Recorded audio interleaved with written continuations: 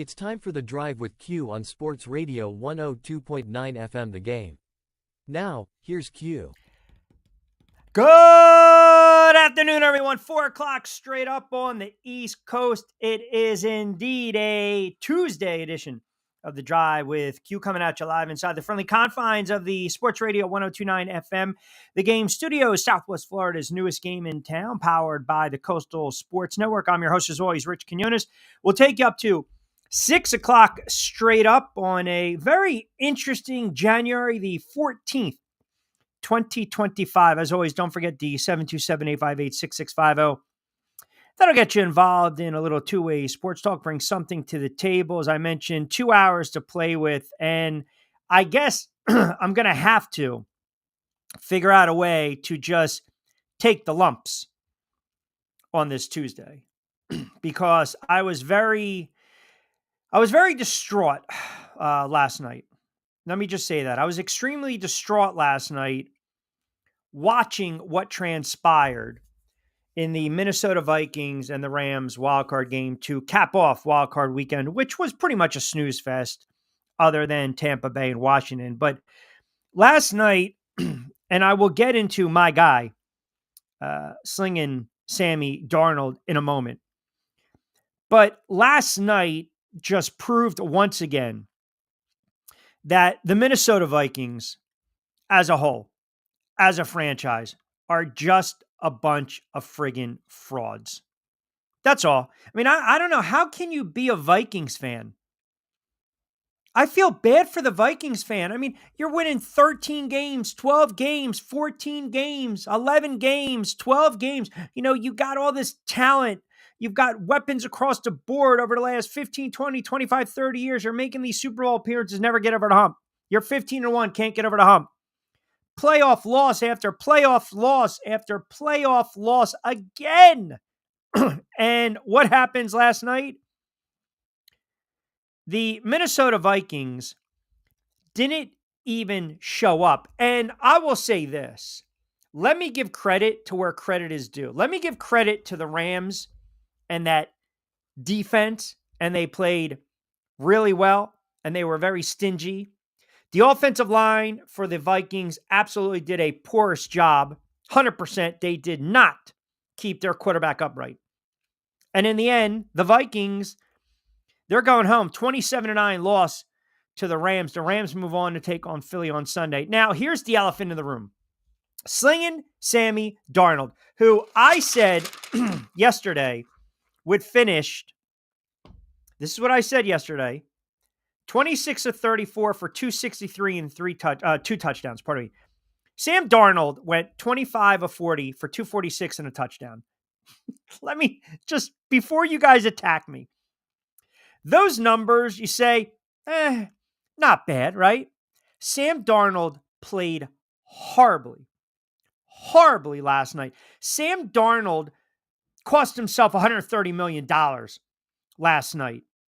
Sam Darnold was the poorest elephant in the room, and the glass slipper did not fit last night for Sam Darnold. And I will say this to my faithful, to my loyal listeners out there. You guys warned me. You guys warned me. You said this all along, and yet I was in my own little world. I was above the clouds. I didn't want to hear the noise. I was talking about my player props. Oh, by the way, 3-0 player props. But I was all on slinging Sammy Darnold. I was actually pushing for the Giants if Minnesota did not want to re-sign him and give him dollars to make him the bridge quarterback. I even mentioned maybe even going back to the Jets as a viable option.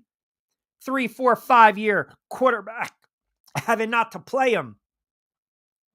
But you guys warned me. You guys pleaded with me.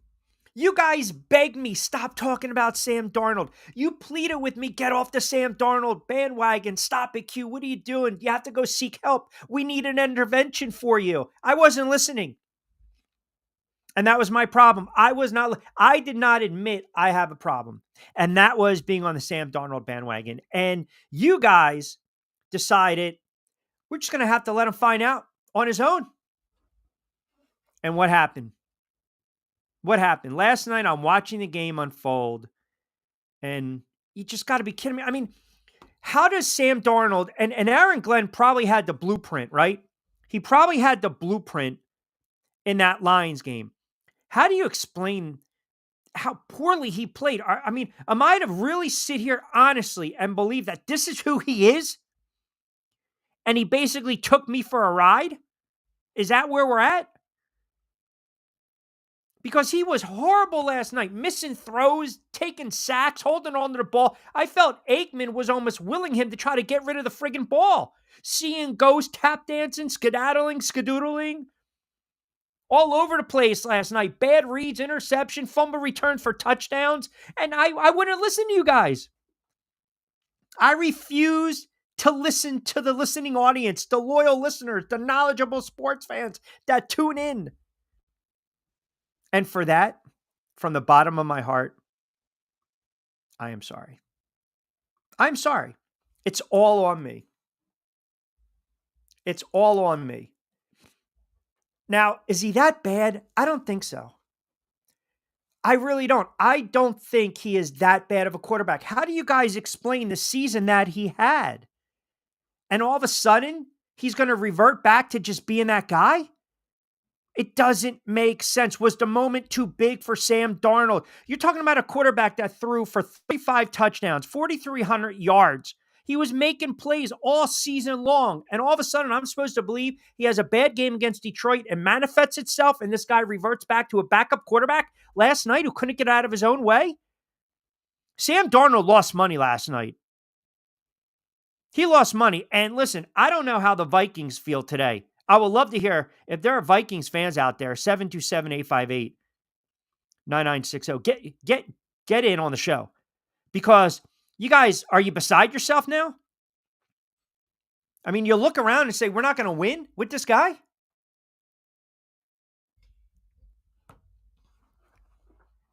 I just don't know. I don't know, but I know this. The one thing I walked away with last night, this guy talked himself. This Sam Darnold went to potentially $130 million quarterback to now maybe Drew Lock-ish. And I'm not trying to be harsh on the guy. And the Rams defense did a hell of a job.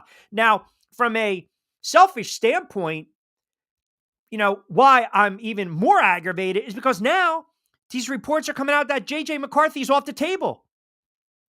Think about this. He's coming off the injury. Darnold, comeback player of the year. Sign him. Win a couple playoff games. You got your franchise quarterback. We trade the draft pick. He's coming off an injury. Now, forget it.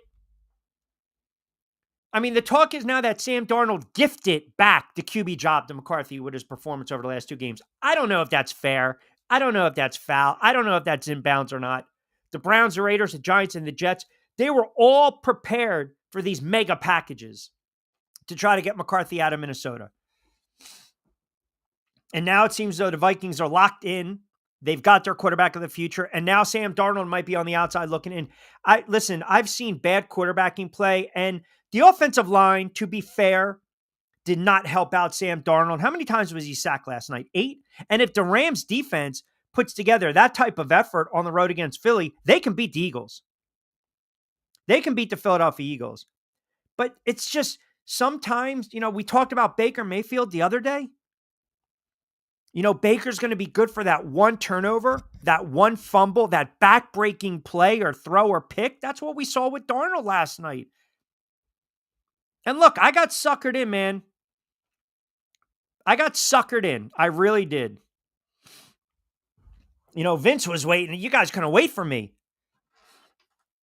to get in on the air today, right? Yeah, listen, you guys tried to warn me. 100%. You guys tried to warn me. You did. And maybe I just bought in to, you know, the hype, the recency bias. Trevor chimes in, loyal listeners try to warn you last night of the pitfalls of backing, slinging Sammy Darnold. X-Man might need a man up Tuesday. Am I right, Vince?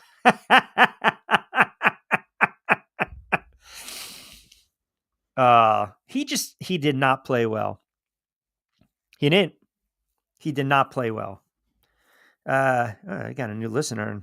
Very colorful handle. Stop using Sam Darnold as Kevin O. Scapegoat.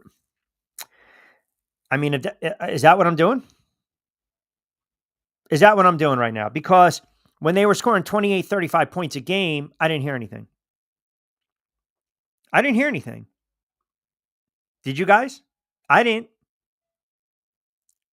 Seriously. I just, listen, you guys tried to warn me. You tried to warn me. And is this who he is? He went from 130, he went from 20, 30 million a year quarterback over 5 years, a buck 20 to who knows. Now, I believe a team is going to still pay him. I believe, because in the NFL, look at some of the quarterbacking play in the NFL. It's bad. It's really not that good, man. And I don't know what the sentiment is among Vikings fans. And give credit to the Rams. You guys called it. The only thing I was right about yesterday were my player props. That's it. That was it. Darnold, under passing yards. Hello, we knew that was going to happen. Darnold, over 11 rushing yards. We saw the scamper. And then Hawkinson, receiving yards. Other than that, I spit the bit on a Manolo man up, Lunas Loca Monday of the drive with Q. I was so off. You guys had 17 of 26, 274, 14 of 31, a buck 87. You basically, all the naysayers came out and said at least a pick and a fumble. And that's what he gave you. That's what he gave you. So we got a lot of NFL playoff on the table. Lloyd Vance will join me in about 30. You got the buzz coming out. Well, a couple things. Did you guys see, I don't know if you saw the video of Shady McCoy, who basically came out and pretty much ripped Jalen Hurts. Pretty much said that Jalen Hurts gave no effort in that game against the Packers. Coming off the concussion, a little bit of rust. And I mean, if you saw the video, I want to get your thoughts on it. And I don't care about, Sirianni came out and already mentioned the A.J. Brown stuff. I'm not concerned with the A.J. Brown nonsense, whatever. He was reading a friggin' book. Apparently that's what he's been doing all season long. That's fine. The worst thing to come out of that game was that jackass of a fan who, by the way, good job by the NFL, good job by the Philadelphia Eagles, banning him for life for basically berating Packers fans. Get that POS out of here, man. I mean, that guy, that idiot, you made yourself famous, right? You made yourself famous. Now, all of a sudden, you turn around, you got a wife and you got a daughter. You probably speak to them like that at home. So you got the shady stuff on Jalen Hurts. And I don't think it was a lack of effort from Jalen Hurts. I think Jalen Hurts was just coming off the rust, to be quite honest with you. So we'll dive into that a little bit. And the buzz, the rumor, and if it makes sense at all. And I called this, what was it, last year at some time? Even when we were talking about the hardball coming out of Michigan and Deion Sanders with Colorado, we knew the handwriting was on the wall for Mike McCarthy. Aside from what Jerry Jones said, almost gave him a couple votes of confidence. And yet, the Dallas Cowboys, Jerry Jones, they move on from Mike McCarthy. Now the rumor mill, the interest, the flirtation, the mutual respect, Deion Sanders. So everyone wants to connect the dots. Your next head coach of the Dallas Cowboys, Deion Sanders, Coach Prime. Jones and Sanders are talking about the Cowboys coaching job, and I think it would be a colossal mistake.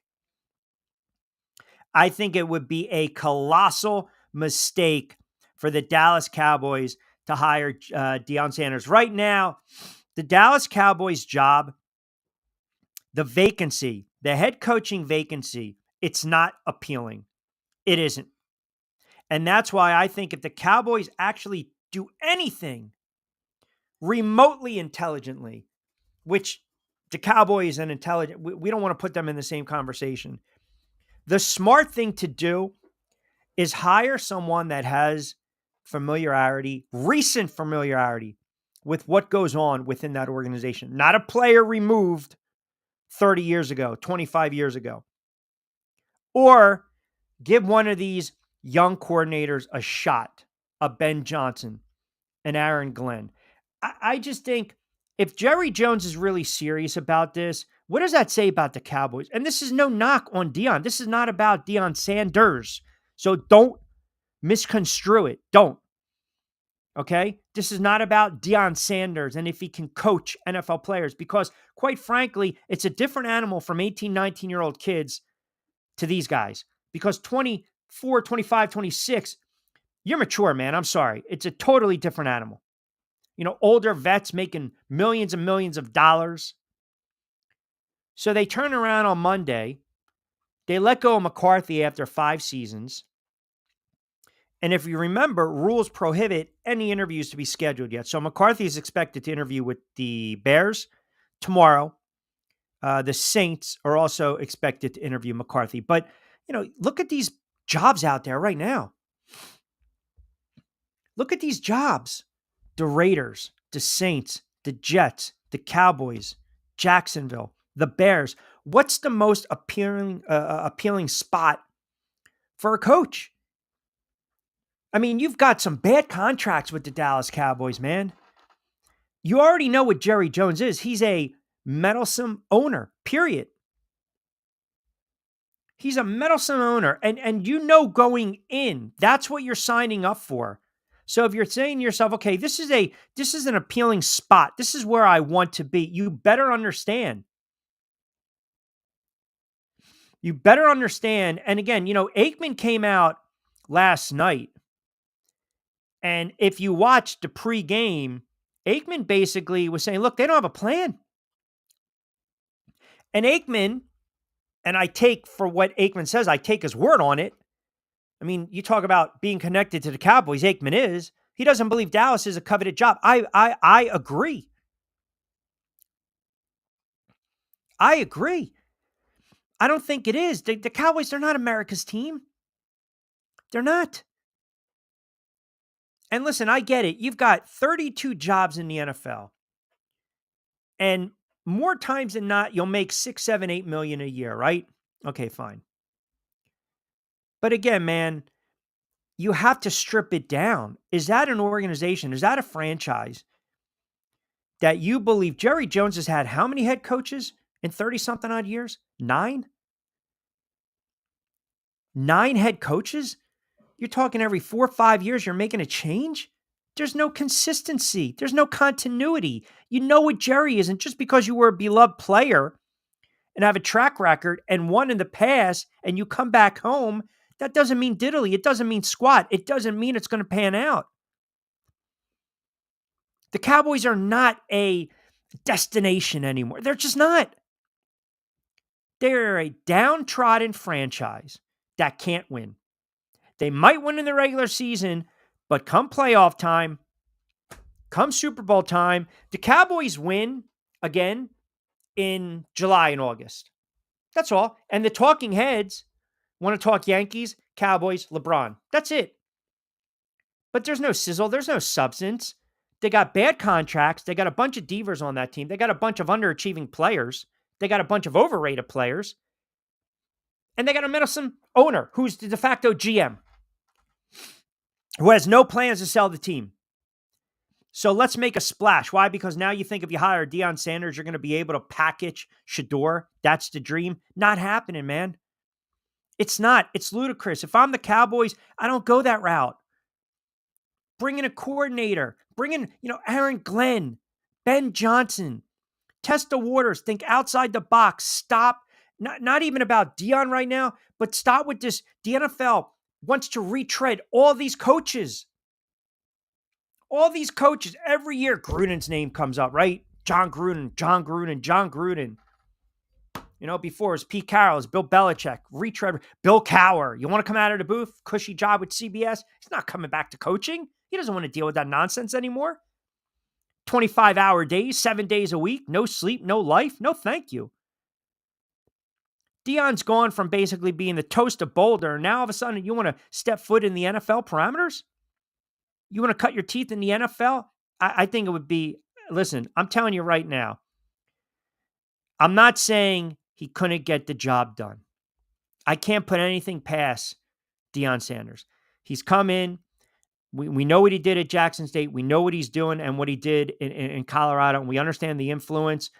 And, he comes in and he's walking and he's talking and he's making things happen. The NFL is a different friggin' animal.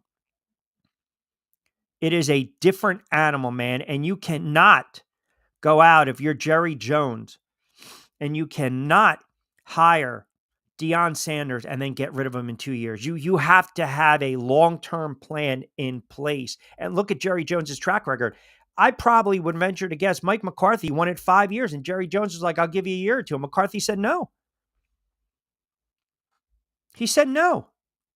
And I've always maintained this, and I've said this for so many years. I think it's very hard to be a great player and win with a franchise and then come back and try to be a head coach. Whether it's in baseball, whether it's in the NBA, whether it's in the NFL, it rarely pans out because this expectation is, man, that guy won when he was a player. He won when he was a player. We trust him, right? We trust him. We know we're going to be able to get the job done. It doesn't work like that. And I'm telling you, man, you're setting yourself up for failure. You really are. I think you're setting yourself up. I do. I think if you have a guy like that, right away, you're dealing with young kids and then you're going to men.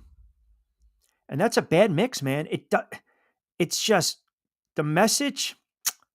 I just don't know. I don't know. Trevor chimes in. Sanders has too much to lose by taking that job. Expectations weren't that high at Colorado. They're super high with them boys. Aren't expectations always high with the Cowboys, though? Or any NFL team?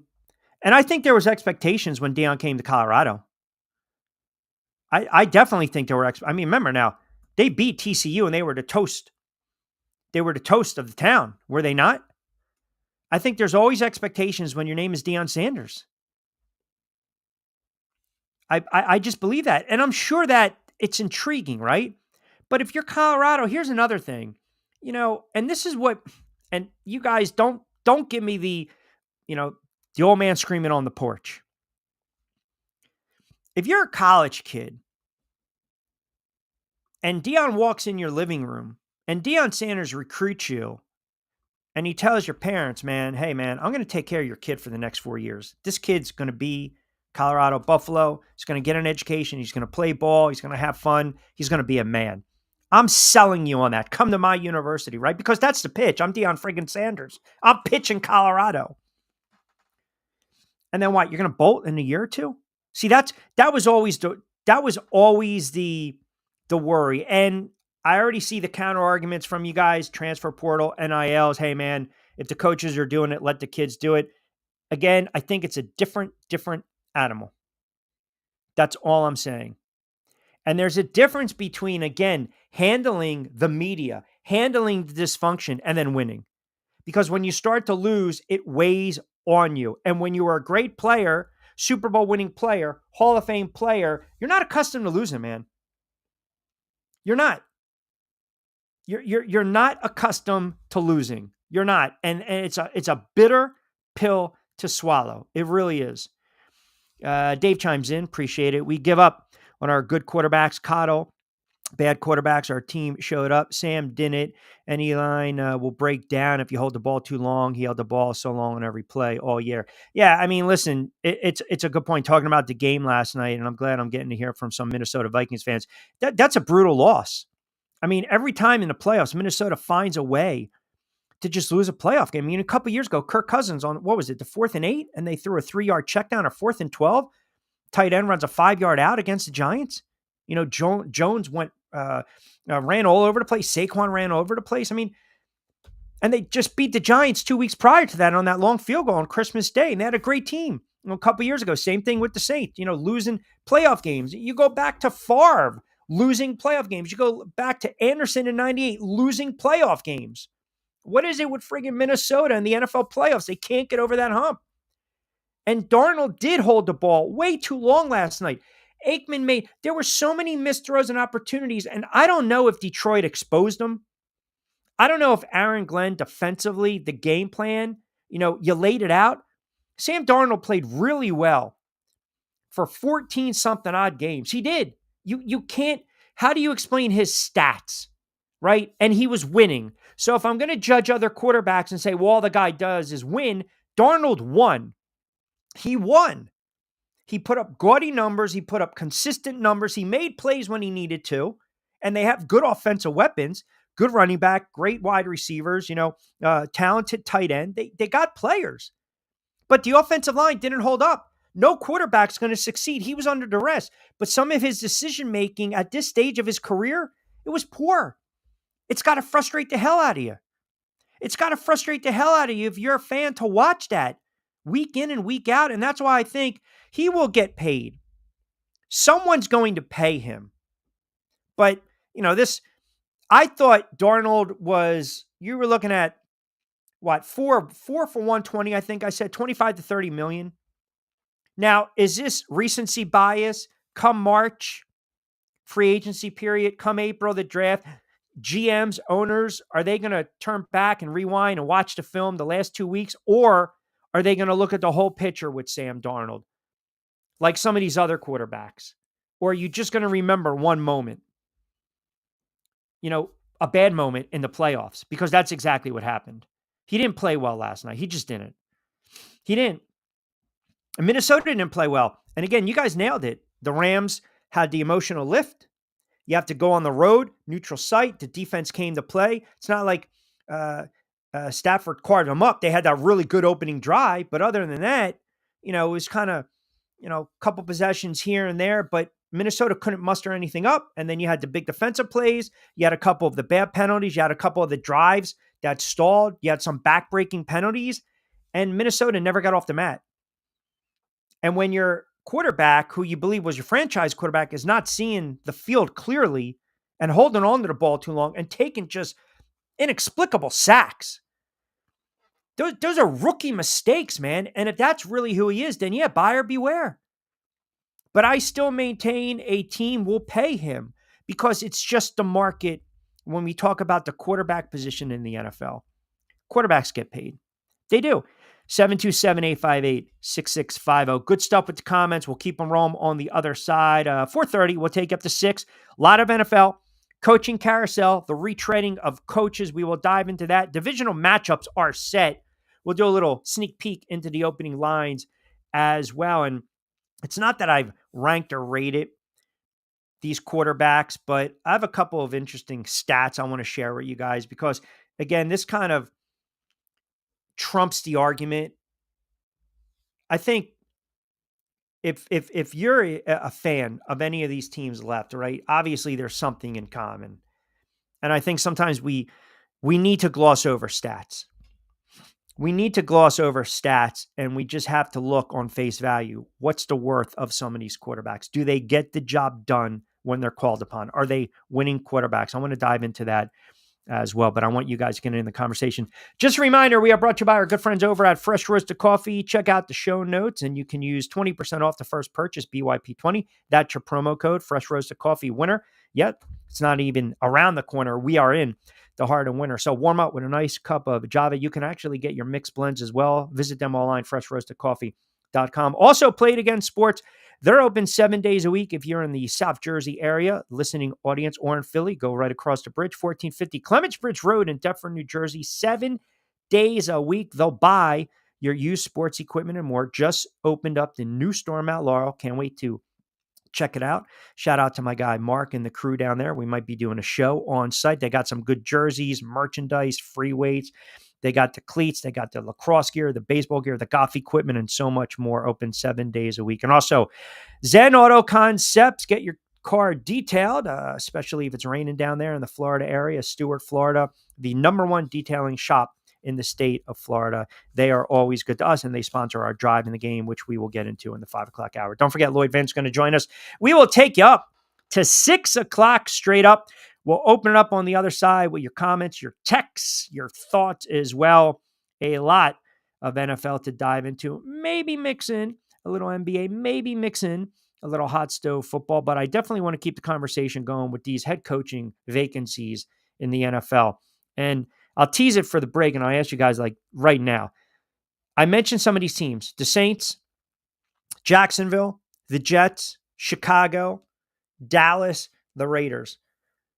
Which spot Do you guys believe at this moment, roster, constructed as is, present players on the roster, because we know it's going to change, is the best landing spot? If you are a coaching candidate, the best landing spot right now out of those teams that I just mentioned. Give me your thoughts on that.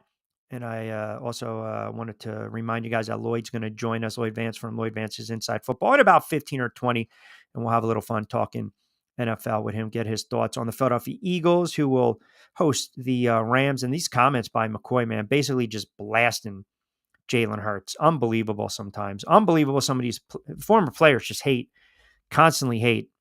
It's really not a bad, it's a bad look by a former all-pro player, right, that played pretty well for the Philadelphia Eagles franchise. All right, 727-858-6650. Your comments on the other side. Keep it locked in. We'll take you up to 6 o'clock straight up on a Tuesday edition of The Drive with Q.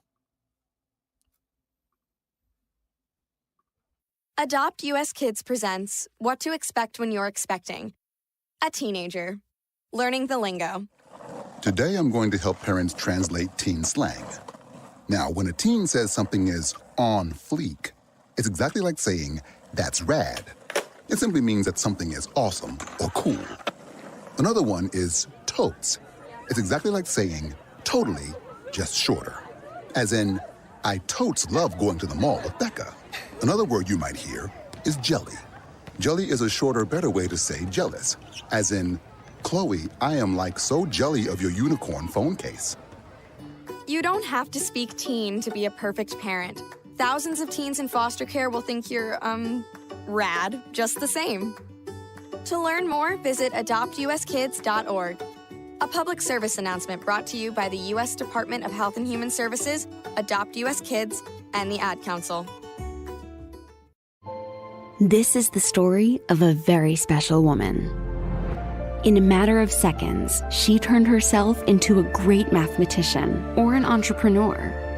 Her knowledge was limitless and still is. She could also make monsters disappear, especially those that lurked in the shadows under the bed. Once, this woman put back together a teenage girl's broken heart, which had been shattered in 1,000 pieces, just by giving her a bear hug. She masqueraded as a regular person at work, but as a superhero at home. Everyone knows her as Gabriella. I still call her Mom. Your hero needs you now, and AARP is here to help. Find the care guides you need to help, complete with tips and resources at aarp.org/caregiving. A public service announcement brought to you by AARP and the Ad Council. Don't forget to get social with us. Follow Q at Rich Q on Q. And now, back to Q. All right, 4:35. We'll take up to 6. 727-858-6650. That's our text message. Don't forget to get social with us. And Auto Concepts. I got to keep hitting that friggin' bumper like that. I don't know why in the world. See, we didn't play in Bumper Guy today, which is a bad job by me. So let him tell you what you guys need to do right now. Call or text the show at 727-858-6650. Now, back to Q. I feel like it's traffic alert. On the Van Wyck. Yeah, they pack it up miles and miles and miles. You heard them. Get in on the conversation. All right, so best landing spot right now for some of these coaches.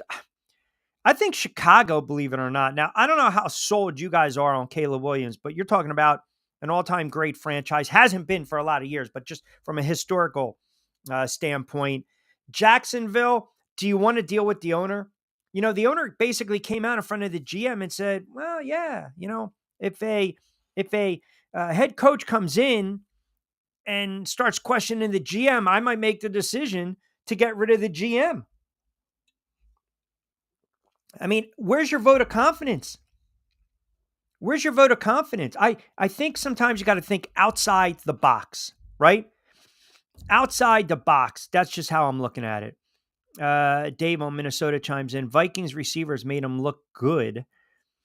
He made plays, man. I watched enough of the Vikings, and if you're a diehard Vikings fan, obviously you were watching them, play by play all season long. I watched enough. I I thought he played well this season. I thought it was a nice comeback season, refreshing season from Darnold. Trevor, I think they should have went to Jones in the second half. Yeah, you're not going to do that. I'm telling you why you're not going to do that. Because he also won 14 games. Sam Darnold won 14 games. I mean, are we just going to dismiss that? Are we going to forget about it because he had a bad half or a 2-game stretch? I'm not doing that. I mean, Chargers won 11 games. You're going to bench Justin Herbert? Bo Nix won 10 games, but they lost by 24. You're going to bench Denver? You're going to bench Nix at the half? Well, bad example because they were only down 10-7, but you understand what I'm saying. I mean, look, it was a 24-3 game at the half, and they never got their offense in gear. They never did. They just never did, and he didn't play well. And the Rams defense, can we start giving a little credit to the Rams defense? They're not going to be a pushover against the Philadelphia Eagles. They're not, which sets the stage. I got the early lines. So you got 2 games on Saturday, divisional round. You guys love the divisional rounds. You know I'm partial to wild card weekend, but I do enjoy divisional rounds. Texans and the Chiefs. Kansas City's laying 8. That number's sitting right around 8. Total's 41.5. Washington on the road. The Commanders are getting 10 against the Detroit Lions, who only lost twice this year at home. The Rams and the Eagles. Eagles are laying 6.5. And that total is only 43.5. And then how about this? Baltimore going on the road against the Buffalo Bills. And Baltimore is a 1-point favorite. Now, Texans, Chiefs, Commanders, Lions, Rams, Eagles, Ravens, Bills. Do we have the best 8 teams left? You know, maybe you sit there and say, the Rams, the Texans, Commanders arrived a little early, but the Lions, yes. Kansas City, yes. Ravens and the Bills is going to be a hell of a game. And then the Philadelphia Eagles. I think these are going to be all very intriguing matchups, and I think they're going to be entertaining games. And I will say this, for our Eagle listening audience, our Eagle faithful that tunes in religiously, don't think that game is going to be a cakewalk. Don't. Joe D and Philly chiming in. Q, I actually watched McCoy basically blast Hurts in real time. I saw former Eagles linebacker, great Seth Joyner, come to Jalen Hurts' defense. I also saw that you posted this on X. Stats are sexy, wins are sexier. Yeah. I mean, all Jalen Hurts does, and Joe, appreciate it, pal, all he does is win. That's all he does. He just wins football games. So, you know, you want to read into the body language, how he answers, or how he deals with the media, or, you know, sometimes it looks like he's not enjoying himself. Whatever. I'm not going to read into that too much. I'll tell you this. He just wins. Jalen Hurts just wins. His numbers don't have to be gaudy. They don't have to be sexy. They don't. They really don't. All you need is a quarterback that does enough to win the game. And if you can make a couple plays when you need that the most, then you think you got a franchise quarterback. And I feel as though Jalen Hurts, I feel some Eagles fans still are not sold on, you know, Jalen Hurts. You know, C on Twitter is chiming in, and he's like, Q, I hear exactly what you're saying, but you also get paid by stats. That's not necessarily true. It's just, I don't get it. So you're going to tell me right now, and again, if you guys buy into this, please let me know. Stats are great. Stats are when we're on the air and you guys are out at the bar having a couple pops or watching games with your friends. You're going to throw stats all the time. But the quarterback position, the quarterback is pegged by what? Wins and losses. That's really it. And Jalen Hurts against the blitz in the second half did fairly well against the Green Bay Packers. Jalen Hurts puts up consistently good numbers. Once in a while, Jalen Hurts will make the mistake. Once in a while, Jalen Hurts holds the ball too long. Once in a while, he makes the back-breaking play that you've guys seen, that we have witnessed.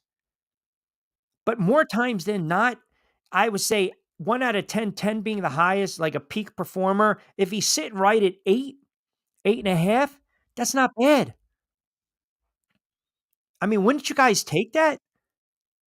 That's not bad at all.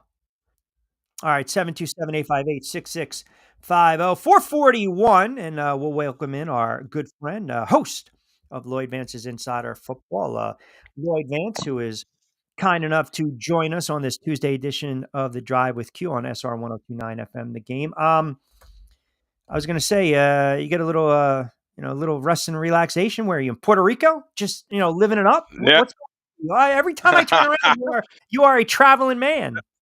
Oh, it's if you don't have it, it's good you had no friends that do. So yeah, we visited some friends down there in Puerto Rico. We had a great time and Awesome. got away from the snow for a little bit, but we're back, man. I was still able to watch football, which was great. They stream it everywhere. Q.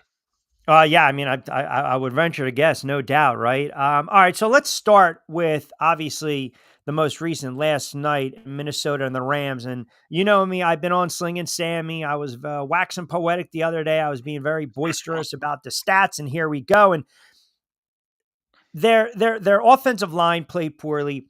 He played poorly. I was very shocked they came out of the gate offensively inept like that 2 weeks in a row against Detroit and now against the Rams in a playoff loss. Did we see the real Sam Darnold last night, or was this just a product of the Lions defense and the Rams defense and that emotional lift?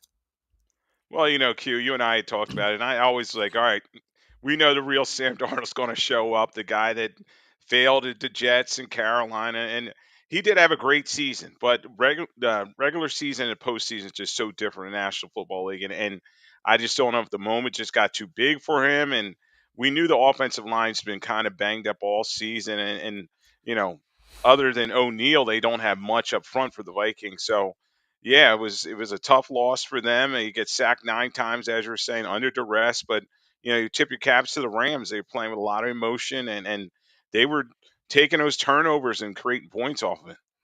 Yeah, listen, their defense played really well, and I don't think it's going to be a cakewalk for the Philadelphia Eagles on Sunday, but we'll break down that game later on in the week. We'll also do it on a Back Your Play edition, too, later on this week. I mean, I thought the Ravens had a great game plan, right? I mean, offensively, give the ball to Henry, let Lamar do what he needs to do, and then you turn around, the tight ends making plays. Those were kind of my keys to the game. The Steelers got overwhelmed. They got punched in the gut. We heard all this talk about Justin Fields coming in for a couple plays. Now, yesterday was kind of that hot rod, if you will, topic of Mike Tomlin from a lot of the Steelers fan base and listeners that were chiming in. And I made the case that sometimes you just need a change of scenery. And if you go back, you won the Super Bowl in the second year, but it's what have you done for me lately? So we're going to argue the Marvin Lewises of the world. And you look at Tomlin in the regular season, that's great, but they haven't won a playoff game in forever. Are you shocked? Were you surprised that the Steelers are going to stand pat? And did you believe if the Steelers had a poor showing, then Mike Tomlin should be on the hot seat? Q, this is their fifth straight loss, so they kind of leaked oil going into the playoffs, and it was just like, all right, this is kind of what I expected in terms of the Steelers this season. But yeah, long term, you have to look and say, okay, is he a Jeff Fisher type? Is he a Marvin Lewis? As you said, has he hit that peak with a team? And you're talking about a guy that's been there over 15 plus years, and is it change needed? I know when Andy Reid, when I covered him at the end, it was 14 years and it had run its course. So, but I know people in the Steelers organization for the past talking to them, they have the Steelers way of doing things. It's like family, you know what I mean? They like Mike Tomlin. They like the direction he just moved the team over the years, and they like that consistency. Now, they are going to have to clean some things up. Particularly, they got to get some playmakers on that offensive side of the football. Pickens just can't do it by himself, and he may not even be the answer. So maybe they need another receiver. That offensive line has needed a lot of work since Ponce's retired a couple of years ago, and just has not been the same unit. So, yeah, it wasn't a surprise because it's a Pittsburgh way, but definitely he should be on a hot seat. So I was getting hammered the other day, and I was stating my case why I would not be surprised if they made a change. And we always talk about coaching in the NFL, right? So you're talking about the wide receiver. We know about Pickens. Okay, Mike Williams. Mike Williams was targeted 13 times as a Pittsburgh Steeler. He caught 9 of them for 132 yards, an average of 14.7 yards per catch and 1 touchdown. So you're saying Pittsburgh needed a wide receiver. They went out and they got a wide receiver. They didn't use the wide receiver. That to me is coaching malpractice. So again, that is part of the coaching staff, which is led by Mike Tomlin. And I'm not picking on him. I'm just making a point, right? That's all I'm saying. So I'll just let that marinate for a Yeah, moment. it's a valid point, and you got to throw Arthur Smith in there. They brought him in to fix Canada's mess from the previous year, and Arthur Smith underachieving. And now the question I'll ask you: what about Russell Wilson? You think they'll bring him back? No, I don't. Listen, Harris, Wilson, and Fields were all under 1-year contracts. So think about this. There's 2 teams in the NFL that don't have a quarterback under contract for next season. Pittsburgh and the Giants. Yeah. So Omar Connor, general manager, he's got some work to do. They got to figure out what's going on there, and they need a long-term answer at quarterback. Russ is 36, and do they want to give him, 3-year deal? And his play kind of declined at the end. I talked about all these straight losses, and yeah, his numbers when you look at him at the end, 20 of 29, 270, 2 TDs, and 0 touch interceptions, but they never really in this game. The Ravens just dominated. So something's got to change with the Steelers. Listen, it's all about winning in the trenches, and they were able to rush for almost 300 yards. I was high on the Chargers, not heading into the season, but as the season progressed, I liked what Harbaugh was doing. I'm a Justin Herbert fan. I thought maybe he would be in play for MVP. I was giving you my case in August. He had a game to forget. Look, we're going to get on these quarterbacks. We're going to get on the Russell Wilsons. We're going to get on the Baker Mayfields in a moment, the Sam Darnolds. Justin Herbert puts up numbers year in and year out, and I'm wondering if they're starting to think, all right, is this guy really the answer now? Is he really going to be that legit franchise quarterback, or do you chalk it up to just the Texans defense came to play and the Chargers offense just wasn't able to muster any type of offense? Oh, the Texans did play well, but I think the Chargers kind of handed them the game, and it was a situation they're 3.5 point favorite going into this game, and the Texans are another one of those teams kind of leaking oil, and sure, Anderson had a nice game, got a lot of pressure on Herbert, but he did not protect the football. And then you wonder about Jim Harbaugh, who is a conservative coach who wants to be physical, run the football, and play good defense. Maybe he does want a quarterback that's going to be slinging it all over the place, and maybe he'd like more of like a J.J. McCarthy type of guy that's going to be a game manager, kind of like what he did for him in Michigan. So, going to be interesting. I think Herbert, though, is their guy. Another quarterback that's going. They got to get him some receiver help. Yeah. Running back position, yeah, Dobbins had a nice comeback season, but they need a better running back as well. So some changes come with Chargers. I think they were a little early this year, Q. I thought it was a rebuilding year.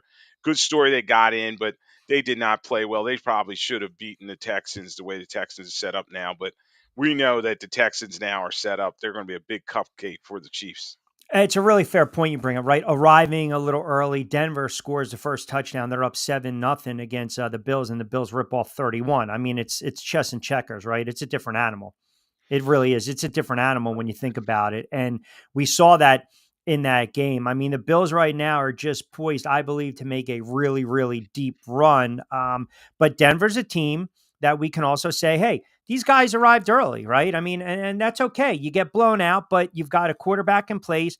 You have a veteran head coach that has won before, and the future looks bright for Denver. And then conversely, the Washington Commanders, my Washington Commanders, which I said on the air were going to make the playoffs and potentially win a game. What do? They go on the road in a tough spot. And again, the quarterback making plays, Jaden Daniels. We'll get to Tampa in a moment, but what impresses you the most about Jaden Daniels? Jaden Daniels is just dynamic player. We thought, okay, he may have hit that end of season kind of lull because he was great early in the season. Everybody talking about an MVP candidate, and then kind of had a little slow down there. But he picked it up, and he was incredible in this game. And he did not play like a rookie, and never gets too high, never gets too low in the game. And the leader of this team, it was a close battle. They were going in there as an underdog, and not a lot of people gave him a chance. I just had a feeling they were going to win it, so I picked them. But the thing is, Tampa Bay just didn't have an answer for how him making plays when it counted the most third down, fourth down in the red zone. And particularly, he moves the chains when he needs to. 13 rushes for only 36 yards, but he ran at key moments in the game and set up that game-winning doink field goal for the win for Washington. So another team, you're saying, okay, they're incomplete product, because their offensive line still needs some work. Their defense is a little older, but good win for them. And they're going to go into Detroit house money, no fear in that game. Yeah, the only thing I would say is, Quinn, you turn around and you go for it. There was the one spot where they went for it, and I thought they should have kicked the field goal, but then he entrusts his quarterback on a fourth down play, and I think that's a culture-changing coaching decision, right? Instead of just kicking the field, no. Let's put pressure on these guys. Let me give the ball to my rookie quarterback and go out and make him play, and that's what he did. I mean, that's what happens when you have a coach that understands what it's like to change the culture and the narrative. And that's exactly what he's brought to the table. And then conversely, on the other side of the ball, you got a head coach that still looks friggin' clueless. And then you got the good Baker and then you got the bad Baker. I mean, for all that was great with Baker Mayfield, like if we're killing all these other quarterbacks, Mayfield put up historic numbers. You're talking about great numbers for him throughout his career this season, for the Bucs organization and the franchise. And then boom, what happens? He has the costly fumble. Yeah, he did, Washington was able to capitalize on that, and Todd Bowles he had some head scratching moments in this game, particularly clock management Always. and whether to go for it, not go for it, punt. He's just. I've talked to a lot of people down in Tampa, Angels down there, and it's just like everybody is. You either love him or you hate him with Todd Bowles, and I think it may weigh towards the other side. A lot of the fan base is kind of tired of what he's bringing to the table. They wonder if he's going to be a championship level coach. A game they probably should have had, but you tip your cap to the Washington Commanders. They go in there, and as I said, they're a young team, and Quinn has really energized this group. Fixed the defense. That, let's face it, they were kind of leaky last year and at certain points this season, but they did a nice job against explosive Bucks team, holding them to only 20 points. So, it's going to be fun to watch this Washington team kind of go into Detroit. Do we give the Eagles defense the most credit for Sunday's win over Green Bay, or did we maybe overinflate or overvalue the talent of Jordan Love? Because he did not play particularly well. I mean, I understand you're banged up. Everyone's banged up, but you're talking a quarterback that was making mistakes, taking sacks, 3 picks, 2 bad ones, not making plays, not igniting the offense. I understand they had some issues. They were down some weapons, but that was only a 10-0 game going into the locker room. Yeah, you always thought the Eagles were in control, but they may have. You're like, okay, they probably should score some more points here, But the thing was, Jordan Love, he was just off, as you were saying, Q. He just couldn't get anything going, and they would have probably been smart to lean more on Jacobs. He was running really hard in this game, and the thing is, the Eagles defense, Fangio has done a great job in terms of just recreating this group. Last year so leaky, I think they were like 29th or 30th overall defensively, and then building around Jalen Carter and that group. They did a great job in terms of shutting down Green Bay, and that's what they're going to have to do. Because let's face it, I'm not sure the Eagles can win a shootout, particularly the way they're a conservative team. The Jalen Hurts only had 131 yards passing, and they're going to lean on Saquon, and they're going to be like, okay, let's put this defense out on the field. And the defense, as you said, came up big with all those turnovers in this game. So let me go in that narrative with Jalen Hurts. You just mentioned offense and the numbers. I feel, and listen, you're close to the team, and you got family and friends that are diehard Eagles fans. I just want a quarterback that wins. I mean, they went 14-3 this year. I understand the stats are not always gaudy or sexy, and I know sometimes he makes a play that I still have people text me or comment, or even my buddies who are Eagles fans, and they're still not a Jalen Hurts fan. And I'm wondering, okay, what is it? Because a couple years ago, you're a play or two away from not only winning the Super Bowl, but most likely being MVP, and people are just going to remember him for the strict sack and the fumble return for the touchdown that changed the course of the game against Kansas City. But I feel as though, is it just locally that Jalen Hurts doesn't get his flowers, or is there a national sentiment or perspective that, Jalen Hurts is a nice quarterback, but Now you got an offensive line, you got a 2,000-yard rusher, you got, a wide receiver that wants to, tap into literature on the bench. You got all pros here, there, all over the place. You got a good tight end. Like, why is there this? I feel as though Jalen Hurts is maybe the most misunderstood quarterback in the NFL. Yeah, and locally, definitely, I think there's some kind of there's a disconnect with some of the fans. I think they all want gaudy stats. You know what I mean? They look at fantasy football. They look at these prop bets, and they want a quarterback that throws for 300. And they always point to the Peyton Mannings and the Tom Brady's of the world and how they got it done. But Jalen Hurts gets it done a different way. He's going to move the chains when needed, running the football, and he's a good leader of this team, particularly the offensive side. Uh, he's been protecting the football lately. And yes, why not when you lead on one of the best offensive lines in football and then one of the best running backs? It, he's very preferable to, Jared Goff. They're similar. Two very good offensive lines, great rushing attack, and work with the weapons that you had. So, you can't put minuses against him for that. And you're right, Q. It's all about stacking the W's, and that's what he's doing at this point. Now, it will be interesting to see if they get in some kind of scoring battle, if he can beat teams from the pocket and put up 300 yards passing in a game, 3 touchdowns. But, do what you can to win the game. That's all that matters. But he might not. I guess my point is he might not have to, right? If the Eagles fall behind, okay, let's hmm let's go by this. If the Eagles beat the Rams and you rely on Saquon, or if they're going to stack the box and you still got Goddard and Brown and the other tight end and Smith, you got weapons, right? And they can run the RPO, they can get Saquon going, whatever, and they win the game. And it's another ugly game because we want to give credit to the Rams. And then you have to go on the road and you're down 17-3 in a blink of an eye, right? It's tough because now, do you panic? Do you want to still keep pounding the rock with Saquon, or does he have to throw himself in the game? Or conversely, if they're up 17-3, now the Lions are a different animal because we know their offense can come right back. But say you're up 17-3, 17-6 in the third quarter against the Rams, and he's only thrown 18 passes, and he finishes the game, 16-25 for $165 and a touchdown, and he adds 40 yards on the ground, and they grind it out and win the game. Like, isn't that enough? Is my point. Like, isn't that enough? I would contradict myself and be a hypocrite if I turn around and say, give me the gaudy stuff. Just give me a quarterback that wins. And that's all he does. And everything else is smoke and mirrors is kind of my point. And I guess fans or people, they don't like that. They want the gaudy numbers. Yeah, and he's just worried about stacking wins. And the key thing about Jalen is he doesn't have rabbit ears. A lot of quarterbacks a lot of years hear things and they, take it to heart. He just puts his head down and he goes to work and he's trying to get that W. You know, it if they do get down 17-3, I am very interested because Kellen Moore will have to throw out the Saquon narrative, and it's going to be on Jalen Hurts to throw this team back. And I want to Sure. see him do that. And I think that's what a lot of fans and nationally they want to see him have that big moment. And uh, I always say, is he top 10? Is he this? Is that? Forget about the rankings.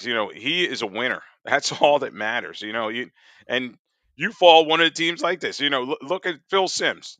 Growing up, everybody always says, "Oh, he's not the man." Well, you What he know had to what? do. He did what he had to do to get those wins. And Yeah. there's so many quarterbacks like that. And it's that grit, that determination. And John Elway, for so many years, he put up big numbers, and everybody said, "Oh, he's the man carrying his team." Well, he won his last two Super Bowls really as the guy. He made key catalyst moments. And that's what you need from your quarterback. You don't need all those gaudy stats. And what else did they give him? They finally gave him a running game, Yes, in right? which the Eagles have, and they have a devastating offensive line. I mean, think about that. That whole offensive line group. I think they had 3 All Pros, first or second team, and then the rest of them got votes. So, they're dominant at the point of attack. I fully expect them to run at Jared Verse and that Rams line that's kind of smallish. They're going to ball their fist up and hit them. And why not play that tough mentality? And if it works, don't change it. Yeah, 5 o'clock straight up on a Tuesday edition of The Drive with Q right here on SR 1029 FM. The Game, Southwest Florida's newest game in town. Also on my YouTube channel. You can just Google Rich Q on Q. Give us a follow on X, Facebook. We are live on X as well, Rumble, and Twitch. Lloyd Vance, kind enough to join us. Host of Lloyd Vance's Insider Football. Catch him every Monday, 8 to 9, right here on SR 1029. You mentioned, with Saquon and the running back position, because same thing with Baltimore, right? If you get these guys running downhill, and you don't have a spy or roamer, or they're starting to get in at a second level, game's over. I mean, playoff time, get to the quarterback, run the football. I mean, that's your recipe for success. Look at these teams that are left, right? The Philadelphia Eagles can run the football. The Rams can run the football. Baltimore can run the football. Detroit can run if needed. Now, what scares me a little bit, the Bills, because we know about their offense, man. And we know the season that Josh Allen has put up, it's just a historic season. And whether you're going to debate Lamar, Josh, James Cook quietly had 1,000 yards, but that offense is more or less predicated on the quarterbacking play. These other teams that we're talking about, right, their identity, Baltimore, Lamar, but still Derrick Henry. But man, you run the football, you're going to be a tough out. Yes, it's that time of year, and I talk about the key pillars of any championship team: protecting the football, running it with authority, and then getting turnovers defensively are so key. And you talk about Kansas City. Just think about a couple of years ago, they won the Super Bowl because Pacheco was running the football with authority, and they changed, kind of their playbook, and they said, you know what, this is working. Why not, stick with this? And it's getting colder outside. So you talk about Buffalo, it's going to be extremely cold there. So I Oh, think the yeah. team that runs the hardest, whether it's the Bills or the Ravens, establishing the run, they're going to be the winner. And then in Philadelphia, I think that's going to be a big thing because you have the Rams coming across the country. It's an earlier game. It's going to be cold outside, and I think the Eagles will lean on Saquon Barkley. I think Kellen Moore is going to say, you know what, I'm just going to stick with this rather than try to throw it all over the place. Let's get into some of the coaching movement or the carousel. Mike McCarthy, you almost thought it was a vote of confidence, finally out in Dallas. I'm wondering if it was more or less he wanted a long-term deal and Jerry just said no, or, like the guy at the bar on the first date, maybe he was looking for something a little better, peeking through the back door, right? I mean, Mike Grable now signs with New England, back with the Patriots. We've got Ben Johnson, Aaron Glenn, guys like that out there, some retread coaches, some young coordinators. And then, oh, by the way, we'll get into Deion Sanders. But what's your take on McCarthy out in Dallas? Yes, there was a situation where I think Jerry kind of forced his hand, with McCarthy. I think he maybe wanted to have him stick around and maybe tinker and change some things, but wouldn't give him that long term deal that he wanted. And we'll see if McCarthy lands with somebody else. But Q, we've talked about this over and over again. Jerry Jones is the owner and the Yeah. GM. Don't forget that. So it's his show. You know what I mean? And he wants a quarterback. No, not just a quarterback, but the head coach that he can Right, right, be right. the puppet master. You know what I Yeah. mean? It's Jerry's show, and he wants someone that's going to work underneath him. Yes, McCarthy had that regular season success, but they could not turn a corner. Playoffs had a lot of injuries this year. They're always talking about that, but um, it's going to be interesting to see who takes that job. But uh, just a marriage that kind of came to an end. What he was there, 4 or 5 years, so you know had a long enough time where they could say, okay, they had a nice snapshot to see if he could get it done, and he had that past success with Green Bay so long ago. So it's going to be interesting to see if he lands on his feet with the Bears. A lot of people are talking about him landing there. Aikman brought up a point last night where he mentioned that it's just not the most appealing landing spot anymore. And I know Michael Irvin took exception to it because he is, Mr. Rah Rah Cowboy. But I think Aikman's spot on. I think, if I believe the Cowboys, if they want to do the not sexy but smart hire, you hire someone that has familiarity of that organization. And I'm not talking about a guy like Dion that's 20 something years removed from the NFL game. Yes, he still has ties to it, but someone that's recently been in that building, if that makes sense. And the name that pops up and the name that I think, where I'm going with this is who? Kellen Moore. I mean, to me, it just seems like that's that would be the guy you probably want to at least interview. Yeah, yes, and Jerry is loyal to his guys. He gets somebody, and he's familiar with them. North Turner, Dave Camp, Wade Phillips. All these guys had worked for the Dallas Cowboys at one point before they became head coach. So Kellen Moore could make some sense there. I'm also thinking if he wants to make a splash, Lincoln Riley may be out there. Somebody who has some familiarity in that region of the country. But it's going to be interesting to see who takes that job because, as you said, Q, they're just not going to move forward until Jerry Jones is ready to. And I know everybody keeps saying, "Oh, Stephen Jones, his son, is trying to reel him in," and it's just not going to happen. And I think McCarthy, he kind of was like, "All right, enough's enough," and we saw with Parcells there. At a certain time, Shelf uh, life. yeah, you're just tired of hearing that same old narrative from you want to say a non-football man. You know what I mean? Like, be the owner. You know what I mean? Yeah. They need a head of football operations that's going to build that team because he has so many blind spots. Think about now. What are they going to do with Micah Parsons and some of these other contract situations Sure. that he's created? Yeah, I mean, listen, they're still obviously in the early stages, but you've got a candidate in Moore played for the Cowboys for a couple of years, 2015 to 17, 2 years as Dak's backup, spent a year as the team's quarterback coach for I think 4 more as their offensive coordinator. Obviously has the connection to the organization. Its current quarterback is interviewed for head coaching jobs in recent years, understands that cycle. Dallas's offense, 18.9 points per game this season, 25th in the NFL. With Philly right now, the Eagles' offense is at 6 with 27 per game. So obviously, look, you got to be fair too, and let's not split hairs, but talent across the board, the Eagles are an extremely talented offensive team. But I believe if you want to make that splash, not the sexy hire, but the smart hire. The other thing is this: 9 coaches in 30 something odd years. So that tells me the shelf life 3, 4, 5 years. Deion Sanders, everyone's trying to connect the dots. Deion. Here you go. Package deal, trade the picks, blah, blah, blah. Let's go and get Shador. Package deal. You're shaking your head because I agree. And I'm not going to say Deion couldn't get it done, but this is not college. You got a massive ego dealing with another massive ego plus 53 massive egos. That's a recipe for disaster. So I say Deion Sanders to the Cowboys, and you say what?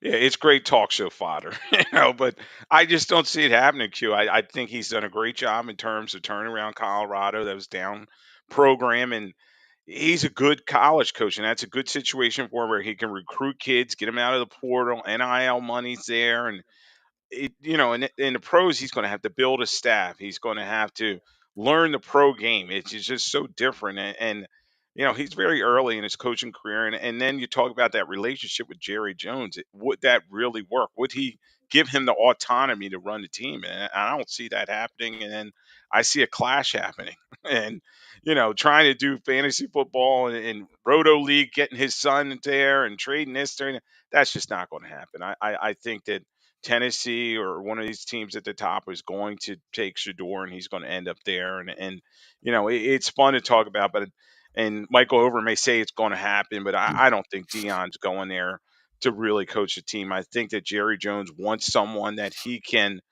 quote unquote work with. You know what Yeah. I mean? Like Garrett was, and Garrett was his guy, and he kind of dictated everything in terms of the staff and the way that everything Dallas would run an organization. So, interesting place, and we'll see how it goes. Yeah, I mean, listen, I remember with the Jake Paul and Tyson fight, Irvin was basically saying they already had their guy, which people took as like somewhat of tampering, right? I mean, you talk about appealing landing spots right now. If you are a coaching candidate in the NFL, Chicago, New Orleans, New York, the Jets, Jacksonville, the Raiders, the Dallas Cowboys. You're an OC. You're a defense coordinator. You're an offensive coordinator. You're a coach looking to retread and get back in the NFL. Which is the most appealing landing spot? Well, yeah, Q. If it's me, I'm going to one of these organizations that has an established quarterback that we're like, okay, this is our direction. And so you talk about Jacksonville, you have Trevor Lawrence there, number one overall pick. You can start anew with him. He's got the talent. That'd be a very good landing spot. Chicago Bears, obviously a football crazy area. That could be a good job. Caleb Williams needs somebody that's going to be an offensive minded coach and give him the opportunities. The Raiders, they're just another disaster. You just wonder what direction they're going in. They fired their GM. Tom Telesco's not there, so they need to hire a general manager, and then they don't have a quarterback, but they're picking high. So, maybe that could be desirable. The Jets, what is Woody Johnson doing? He's been there so many years, another meddling type owner. I just wouldn't say that's a good situation. Maybe New Orleans. New Orleans, they seem to give their coach a long time to have an opportunity. And that division, let's face it, you could win that division very quickly. So, It's a poor division. If you are the Jets, my belief is if you interview Aaron Glenn, you don't let him leave the room. I mean, that's a guy that was drafted by the Jets, very good defensive player, has cut his teeth in the NFL, understands the workings of the NFL, the front offices, scout, coordinator, been around the block, talk about defense. Again, now, the reason I bring it up is this.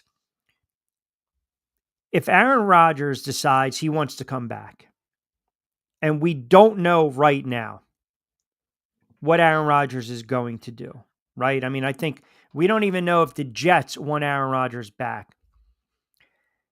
I feel as though if the name Mike McCarthy was splashed in Florham with the New York Jets and maybe Aaron Rodgers, his ears perk up a little bit, can we potentially see an Aaron Rodgers, Mike McCarthy reunion with the no, Jets?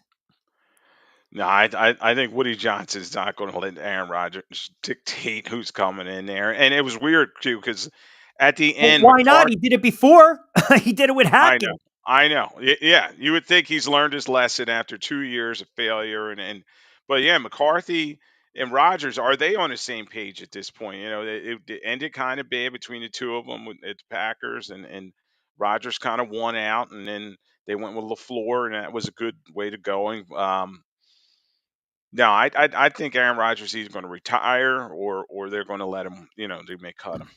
So, yeah, but Just that would be an interesting scenario. real quick, NBC broadcast crew, Eagles Rams Sunday 3, Tirico, Collingsworth, Stark, and Kaylee Hartung, which I think we kind of all knew was going to be in NBC broadcast. So 727-858-6650. Lloyd Vance, kind enough to join us. We'll take you up to 6. Of course, Lloyd does a great job hosting Lloyd Vance's Insider Football.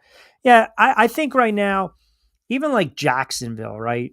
Maybe Jacksonville has to go the route of a young coordinator, and they still have question marks with their quarterback, right? I mean, Trevor Lawrence coming off an injury. Look where they're look at some of these teams, and I'll pull it up real quick for you. Tennessee, Cleveland, the Giants, New England, Jacksonville, Vegas, the Jets, Carolina, New Orleans, Chicago. So Chicago, New Orleans, the Jets, Vegas, Jacksonville. You're talking 1, 2, 3, 4, 5 teams right there. They need head coaches. Grable goes back to New England, and Robert Kraft, he understood he made a mistake with Gerard Mayo. And again, you got a player that had a lot of success, and I like to hire, but I also caution that sometimes you're bringing back a player that had a lot of success. It doesn't necessarily translate into winning football. But point being is, some of these teams that I mentioned, you need a quarterback. You got to get the head coach in place too, and you got to turn around and draft's right around the corner, man. I mean, that's so. I'm looking around, and your guess is as good as mine with some of these head coaching spots and some of these vacancies. And the other thing too, Lloyd, is if you're bringing in a head coach, his philosophy has to align with the GM, especially knowing that the draft is right around the corner. Does it not? Yes, and so you're talking about you need to bring in somebody that's a culture changer that's going to change. Most of these organizations that you named are downtrodden. I mean, they're 13 lost team, 14 lost team. That they have nowhere to go but up, and they need somebody in there that's going to become the great elixir. Now, Vrabel's going to be interesting because yes, the Patriots decided they did not want a players coach. There was some things coming out.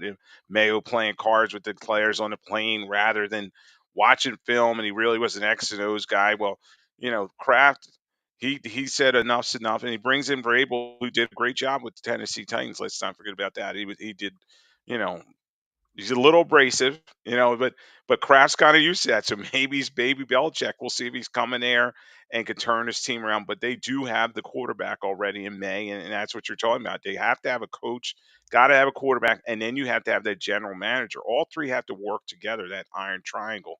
They have to, make decisions together and make sure they're building the team in the right direction. And all these other teams, they're really dysfunctional, and you wonder, like, okay, they just got to change the whole thing from top to bottom, and that's kind of what you've seen with the Jets. Yeah. Kevin in North Jersey chimes in. Q, you brought up an interesting point with Sam Darnold. I'd be pissed too as a Giant fan because now they're not going to want to trade JJ McCarthy. And it's funny too because I thought if Darnold played well and they give him a contract, maybe that dangles the young kid out there. You got Tennessee, Cleveland, and the Giants. These are three teams that all need quarterbacks. What's Cleveland going to do? Cleveland's got Winston on the roster. Deshaun Watson tore his Achilles, another setback. You paid him all that money. He's not the answer. I think Thompson said they had another backup. He's not the answer. Right now, Cleveland's a mess. Do you think they just wipe the slate clear and just decide, you know what, we're going to draft a quarterback. We'll bring in a very cheap, who knows? It could be Darnold after last night, a very cheap bridge, no nonsense. Got to get rid of Winston. Got to get rid of Watson. What does Cleveland do at this moment? Yeah, Cleveland's an interesting situation now. They got Stefanski still there, and the GM's still in place, and I think they're going to draft a quarterback. Q. They restructured Deshaun Watson's contract, Yep. but as you said, he tore the Achilles. He's probably not going to play next season. So, then you're talking about, all right, then there's only 1 year left on that deal. They need to bring in a young guy or a retread that they think they can build around for a couple years. So maybe Darnold ends up there, but I still think if Shador goes one place, whether it's Tennessee and then Cleveland will sit there and say, okay, maybe they get Cam Ward, just talking about prospects. And they realized Deshaun Watson was a colossal mistake, and they have to clean everything up from here. I don't know if this is a bold prediction, but I think the first two quarterbacks taken are not two quarterbacks. I think Ward goes to the Titans. And you mentioned Cleveland. Your stock can rise, can it not? You look at that kid Carter from Penn State. He was a beast. Who's to say Cleveland doesn't turn around? They draft him, which basically means that you've got Hunter and then you've got Sanders still available. I think the Giants either trade the pick or they draft Hunter. That's where I'm at right now. That's where I'm at because I'm not. He can be a guy come in. And he could be a difference maker. I'm not sold. I'm not sold on Sanders. That's the problem. I'm not sold on Sanders. You're not drafting the kid because of his last name, right? Yeah. It's just, and I feel as though there might be watching last night the Giants and saying, "Okay, we'll live with a bridge and Sam Darnold for 2 years at $30 million. We're only going to pay him 15. We're not going to pay him 30." Yeah, these quarterbacks in this draft, whether it's Ward, Sanders, none of them are that gotta have type player. You know what I mean? Andrew Luck and some of these other prospects coming out, they were can't miss kind of guys, and I just think all of them have flaws. And Shador, yeah, he's made some nice plays with Colorado, but you wonder, is he ready to make that jump in the National Football League? It's going to take a couple years learning curve. And then Cam Ward, he's been, it's his third school that he's been at. So is he a 1 year wonder? You wonder about that. So, yeah, if I'm the Giants and you could have Abdul Carter and build that defense up and run the football, you could be like this year's Commanders. You could get back in the race fairly quickly if you build the right structure. Some boards have Sanders really dropping. And if you look at some of these mock drafts, the Raiders need a quarterback. And the Raiders got rid of Antonio Pierce. And then there was a report maybe Brady, who, let's be honest, you have the three-headed brain trust. It's Seymour, it's Davis, and it's Brady. That's it. And I think Brady has a substantial amount of input. In fact, I might even go as far to say Tom Brady will not be in the booth next season. I just think it's going to be a ridiculous conflict of interest with him in the NFL and being part owner or having a stake in the Raiders. With all that being said, Does Sanders and the Raiders make sense? And I'll even throw you one more. Is it a potential package deal if the hoodie's really off the table at UNC and now it's Dion, Shador at 7? You got the father, you got the son, you got the head coach, you got the quarterback. As ridiculous as it sounds, or do you go a different route? I think Sanders, it seems as though he's destined to be a Raider. He would he would make a great Raider. He's an outlaw. The way Colorado plays, and a lot of moxie about him. Yeah, he would fit in with the Raiders culture. But the thing is, Tom Brady, as you said, is running the show, and I just don't see him signing on for Dion to be his head coach. Yeah. I just don't think that's going to happen now. Um, it as we go into the combine, the Senior Bowl, all these things, and we'll see where Shador participates, if he's going to be one of All those right, guys let that's me ask if you he this, because just the audience takes runs a and lot of, all that. yeah, Yeah, and forgive me for no, cutting go you ahead. off. I've been doing it for 20 years, but the audience takes umbrage to some of my comments at times, which I'm fine with, some of my opinions, right? And they misconstrue it as hating. Okay, fine.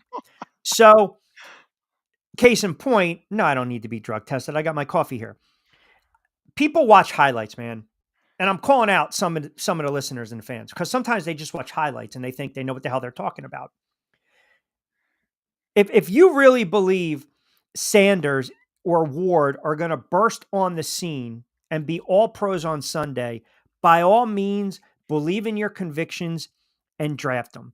Is it just possible that I'm not high on those quarterbacks? I don't believe this is a very sexy, blown away quarterbacking class.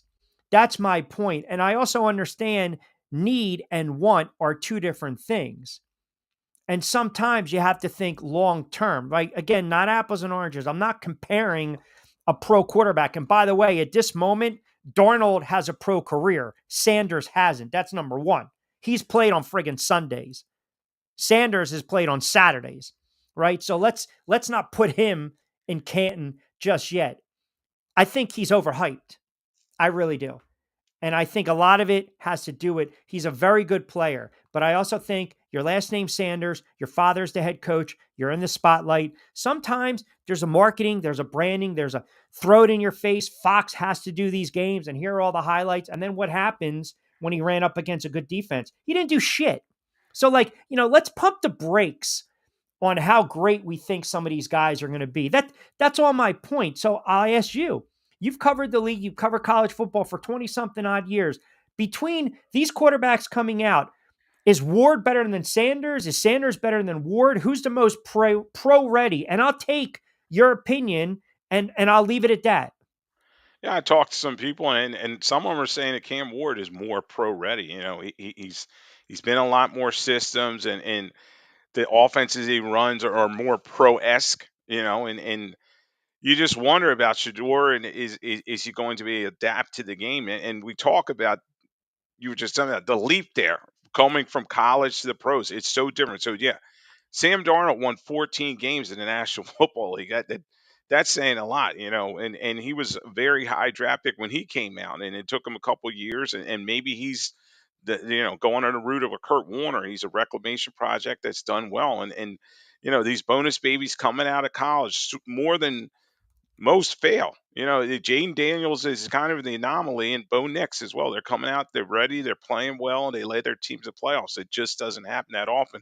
And too often, the scouting community and everybody gets enamored with somebody, a college kid coming to NFL, and he just does not Yeah. live up to expectations. I think about Jamarcus Russell. I talked to so many scouts that were at that workout. They said the greatest workout ever, threw the ball better than anybody, and career was a total bust. So you Yeah. just don't know what you're going to get. And these general managers, it's a win now league, and that's what they have to do. They need to worry about 2025 Hey, I'll winning tell you now. this. Sometimes a lot of these players come out with a lot of fanfare and they're humbled pretty fast. Josh Rosen. I mean, I called that bust a mile away. That kid flip-flop on 4 or 5 teams. I think he's doing financial advisory work, right? I mean, and everyone was lauding Josh Rosen coming out. I remember having a conversation with you and my buddies. I was like, this kid stinks. He's going to be such a bust. And look where. So again, man, this is like, Like, if the Giants were to draft any of these quarterbacks, I got to support it. If your team drafts these players, it doesn't mean you have to like it. It doesn't mean you have to think it's the best fit or the right draft pick. I think there are certain teams where you fall in love with the name, you fall in love with the back of the jersey, and right away you think that's the splash. You have to. Yeah. And sometimes, look, you're not always going to get your Brady's or your Purdy's. Those are generation. It's so rare. It is. It's so rare. I mean, think about it. Fourth, fifth, sixth round draft pick. These guys, one turns out to arguably the greatest quarterback of all time. But I also think you can find a bridge. And I also believe if you have a top 5 draft pick, sometimes the smart thing to do is trade the pick so you can acquire draft capital. That's also been my argument. If the Giants were going to have the number 1 draft pick, I would have said trade it. Because I was tired of everyone saying it's got to be either Ward or Sanders. Trade it. Get draft capital. Build that way. And we've talked about this for years. You get these guys out of the top 10 or a quarterback in the second. You don't have to pay them. Right. And the worst thing it could do for an organization in a coach and a GM is reach for the wrong guy. You get the wrong quarterback and you keep trying to hammer a square peg in a round hole and it's just not going to work. And soon enough, everybody, it's going to blow up and they're all going to be on. Think about Zach Wilson. There's a prime example. Somebody said, oh, the workout was spectacular. He put up the big numbers at BYU and let's face it, he was not a very good starting quarterback in the National No. Football League. And next thing you know, the coach is getting fired, and so is the GM that picked him. So, it happens very often. And it's that time of year. And when you look at the teams that are left, these teams, they all got their guy. But, they get about him in a different way. Look, the Rams get Stafford in a trade. Jared Goff, this is his second spot. You know what I mean? Jalen Hurts, when he was drafted, they were talking about him being, a Swiss Army knife type of, slash player, and he's turned out to be a pretty good quarterback. So, Yeah.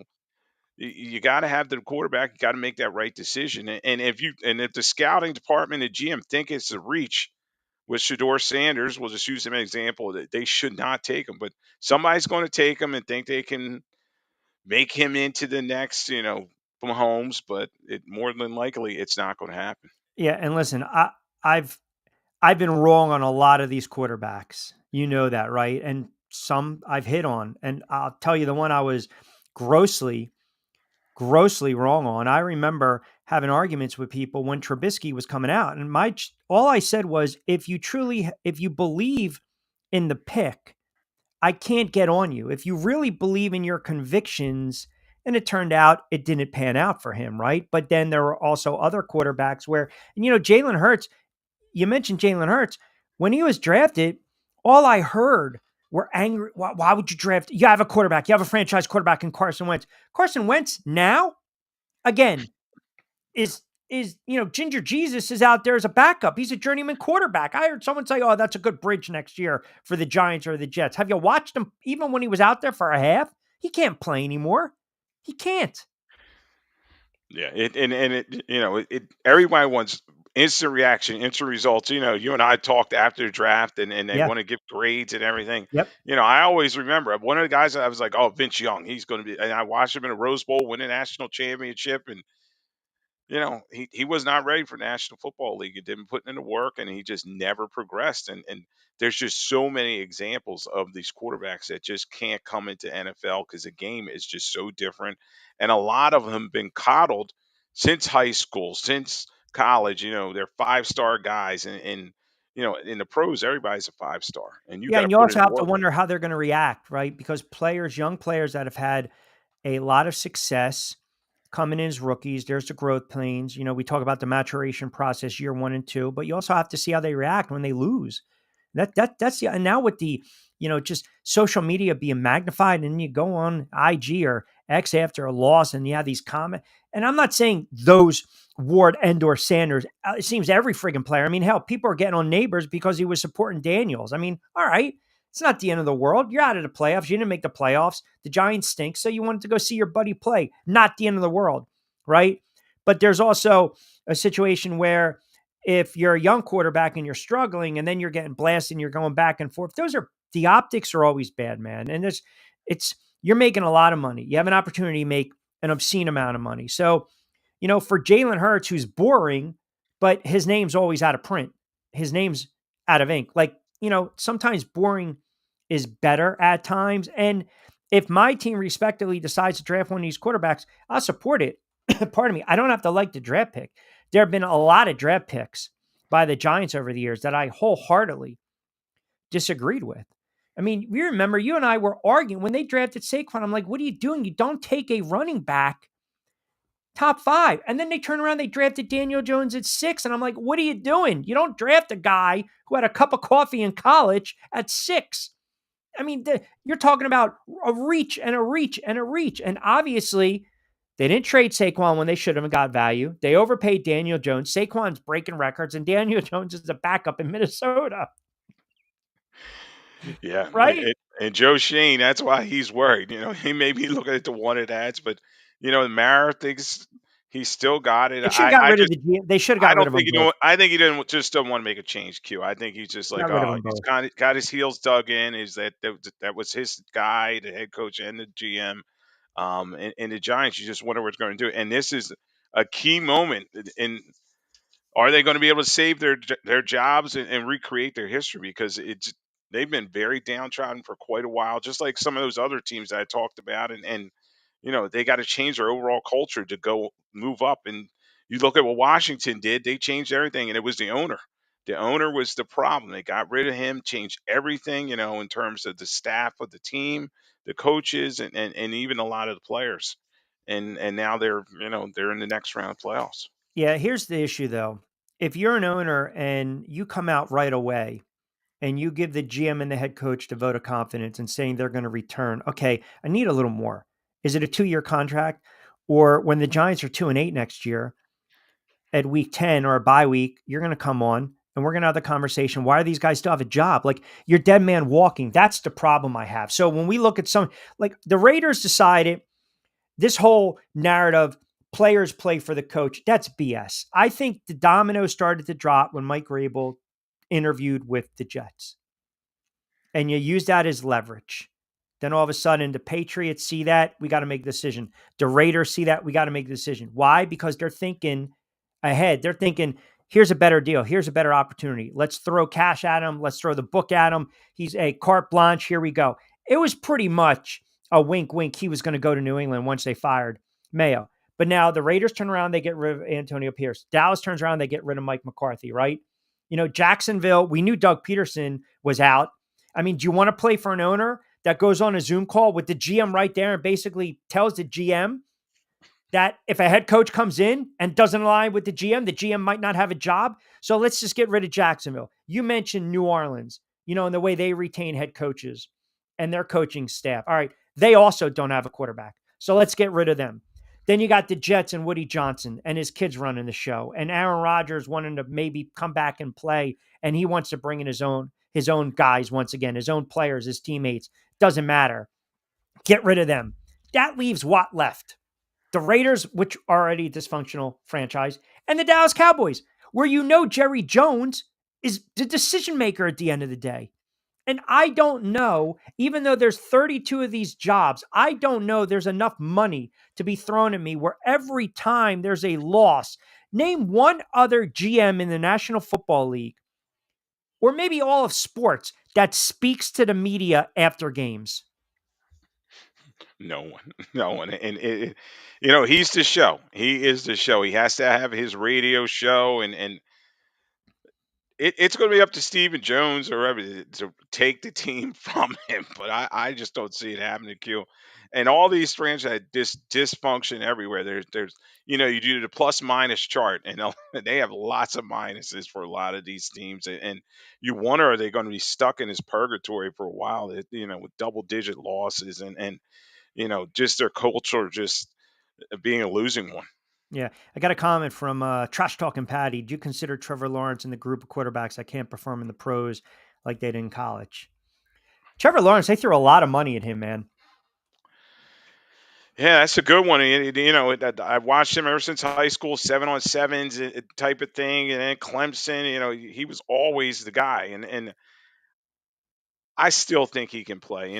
He played pretty well a couple years ago, getting the team on a cusp to the playoffs, and I think they need some help in terms of defense. And that offensive line's been a mess for a number of years, so they got to get the right coach, though. Obviously, in there, somebody that's offensive minded to work with him, like a Slowick, like a Ben Johnson.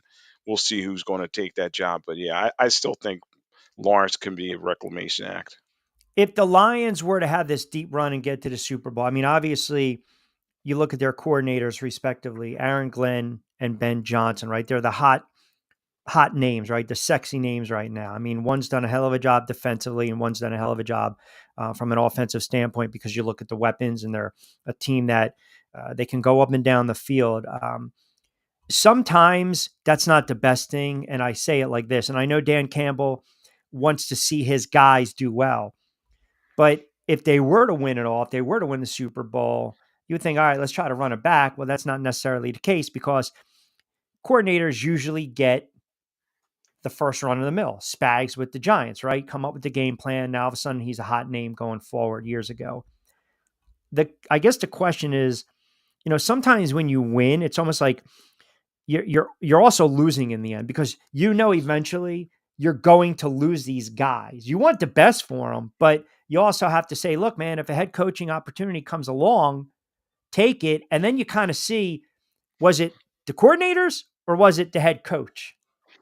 Yeah, and every year at the end of the Super Bowl, it's that snapshot in time with the confetti coming down, and that group will never be the same again. And that's what's really kind of special what the Chiefs are doing. Q, they won back to back, and if they can do three in a row, I mean that'll just be incredible. We'll see how that starts this upcoming weekend, but it's tough to get that consistency once you win, and everybody says, oh, it was because of me that we won, and now I want my piece of the pie, and a lot of times players want to leave, and uh, assistants want to move up, and front office guys get GM jobs. So yeah, you're right. Change is coming for any successful team.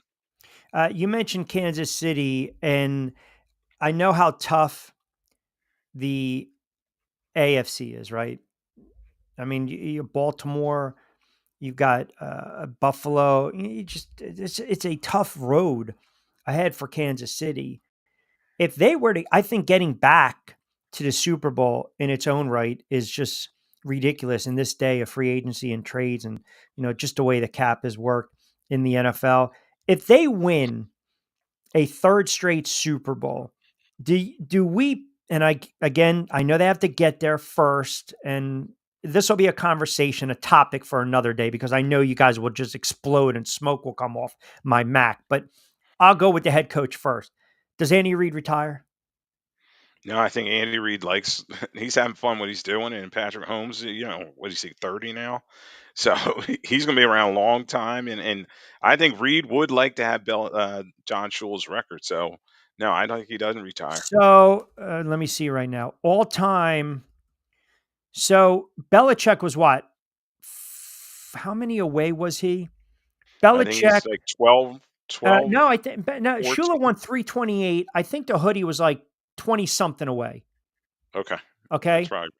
Yeah. So let me. All right. So Shula won 328. Hallis won 318. Belichick won 302. Okay. Andy Reid's won 273 games. So let's do my liberal arts math. Let's just say right now, how old is Andy Reid? I mean, he's young, but he's also I think he's in his 60s. I think. so. He's 55 wins away from tying. Yeah, and he's got the best quarterback around. Yeah. So Yeah.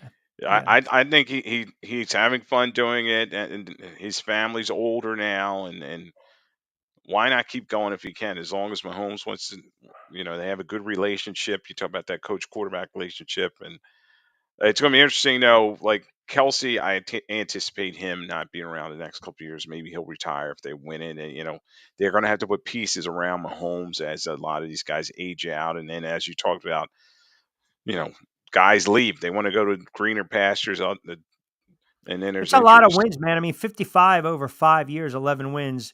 Belichick's at 302. Belichick won 266 games with Kansas City. Andy Reid won 130 games with the Eagles. He was 130, 93, and 1. With Kansas City, he's 143 and 53. I mean, I remember when they wanted to run Andy Reid out of town. I was in those press conferences, and he earned it, Q. You know what I mean? You hire your offensive line coach as your defensive Juan coordinator. Castilla. I mean, but hey, times are different. Times Still to change. this It's day, just that crazy. makes no sense. Yeah, it was insane, but somehow it worked out for him. He ended up in Kansas City. They hired him right away, and you talk about, if I get fired here, I'm getting a job next day. Well, he really did, Well, and he had Alex Smith, and then the bridge to yeah. Mahomes. You know what it was? I mean, after Jim Johnson passed away, you're talking about a defensive coordinator Yeah, that that was was with him for huge. what? Yeah. When was the Juan Castilla? That was, I want to say, 2013 or so. Hold on, I gotta. Right around it. It was all part around there, that dream team where it all blew up and it was messy. That was Nnamdi 2011 because that's when the Giants beat them early on in the season. Castillo, he was the offensive line coach, he was defensive coordinator 2011, 2012. Yeah. I mean, right there. Yeah. He was such a great guy in terms of offensive line. He was like Stoutland. I mean, he was very respected around the National Football League, but that was a very, we'll say a rogue decision by Andy. Maybe he did it on purpose to blow things up, and he's definitely excelled with the Chiefs. Yeah. Absolutely. All right, my friend, we will let you get out of here. I know you and I will cut up a little BYP this week. We'll start to look at the divisional rounds. Don't forget, you catch Lloyd Vance. Lloyd Vance is Insider Football. Follow him on X at Lloyd Vance. Always kind enough to join us on a Tuesday edition of The Drive with Q. Rich Quinones here. We'll take you up to 6 o'clock. Straight up. Always appreciate a couple moments, my friend. Thank you. All right, Q. Talk to you later. All right, you got to be well. And we always appreciate Lloyd's appearance on the show. Adopt US Kids presents What to Expect When You're Expecting. A teenager. Learning the lingo. Today I'm going to help parents translate teen slang. Now, when a teen says something is on fleek, it's exactly like saying, that's rad. It simply means that something is awesome or cool. Another one is totes. It's exactly like saying, totally, just shorter. As in, I totes love going to the mall with Becca. Another word you might hear is jelly. Jelly is a shorter, better way to say jealous. As in, Chloe, I am like so jelly of your unicorn phone case. You don't have to speak teen to be a perfect parent. Thousands of teens in foster care will think you're, rad just the same. To learn more, visit adoptuskids.org. A public service announcement brought to you by the U.S. Department of Health and Human Services, Adopt U.S. Kids, and the Ad Council. This is the story of a very special woman. In a matter of seconds, she turned herself into a great mathematician or an entrepreneur.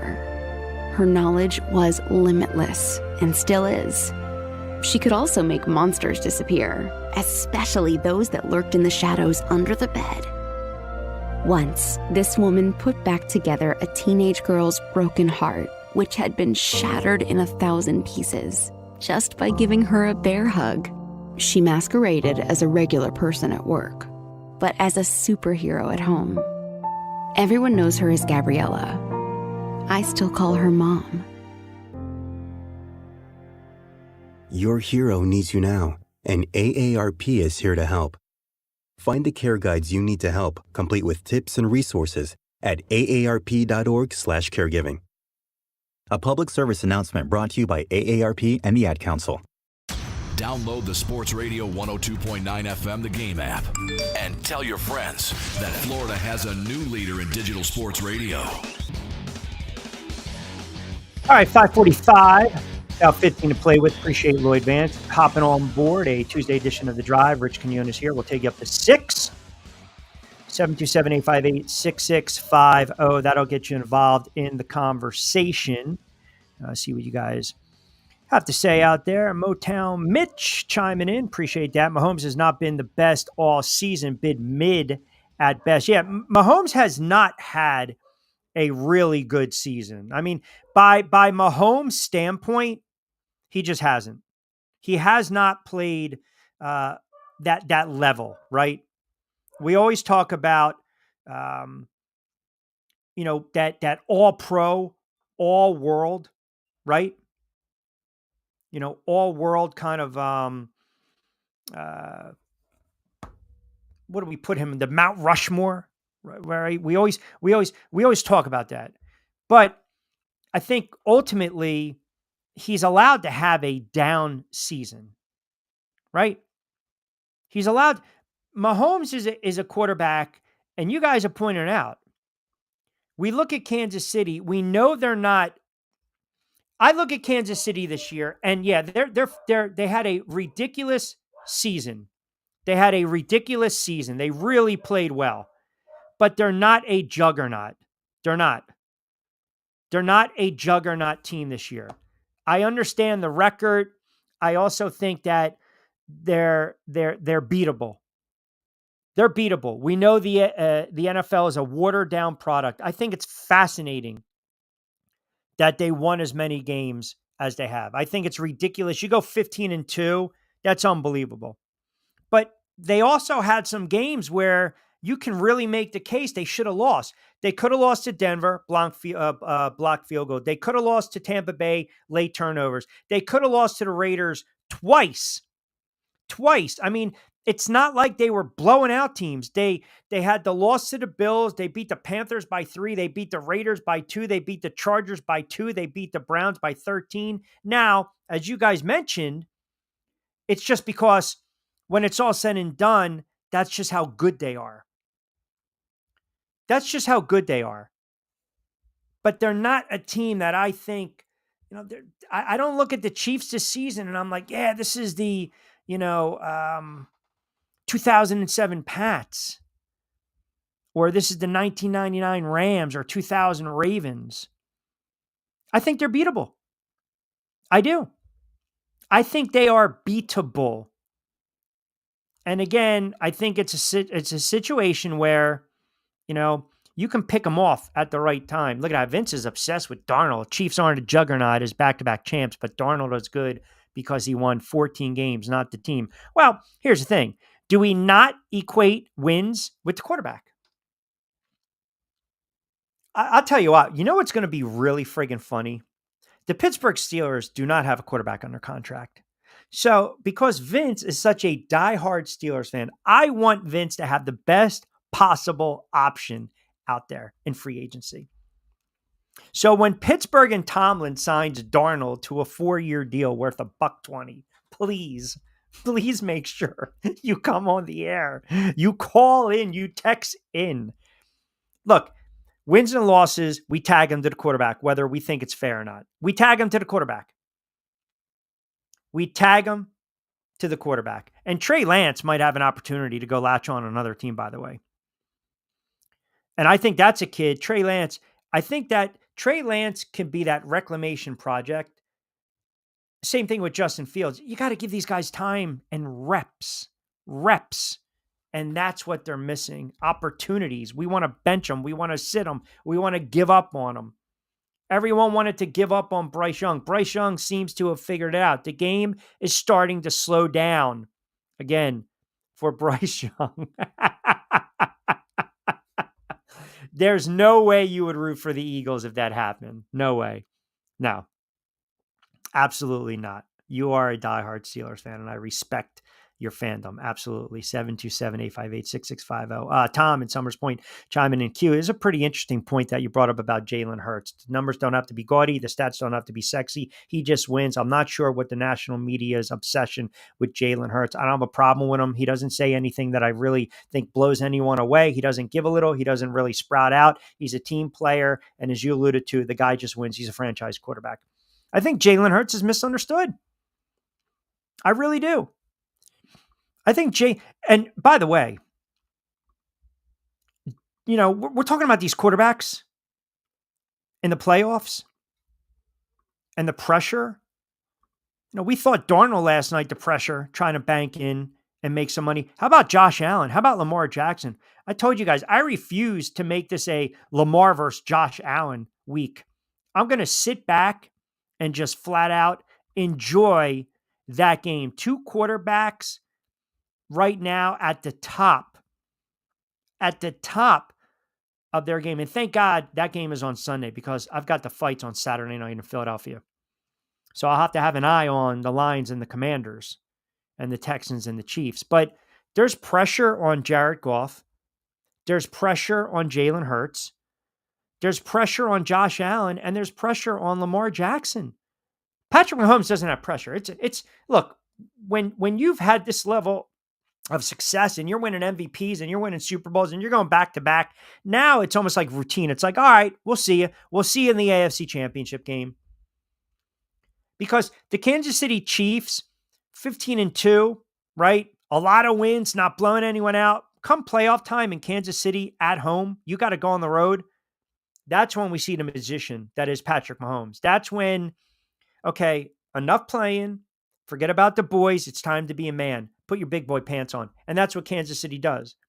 Start to get the wide receivers into the mix, start to run the ball a little bit. You got the veteran head coach on the sidelines. You got a very good offensive coordinator. You got a tight end that feels reborn, and Mahomes makes his plays. And I'll tell you, if it's against Buffalo or again, if it's against, say, the Ravens, that's going to be a hell of an AFC championship. A hell of an AFC championship. Pressure's on Q to get these comments out, especially the jokes. Where's Angel? He appreciates my humor. Yeah, we typically do the joke of the day on a Wednesday and a Thursday. We're going to have to move that. I mean, you guys wanted to rename all these segments. I mean, we went from a Man Up Monday to a Lunes Loca Monday, right? To a Manolo Monday, a Nacho Libre Tuesday. I mean, you guys are just throwing all these different segments and all these names and title sponsors all over the place. I can't even stick with the comments. It's ridiculous. Trevor. No, I'm sorry. Trash talking Patty again. Wow. For once, I actually agree with you, Q. I've been saying it for weeks about the Chiefs and their wins. Definitely beatable. They just squeaked out a whole lot of wins this season, very similar to the Eagles last year when the record was so cold. They were painful to watch. They hardly won a handful of those games. So yes, we finally agree. I mean, once in a while, I'll get the listening audience. Trevor was quiet today. The Bunker Boys just decided,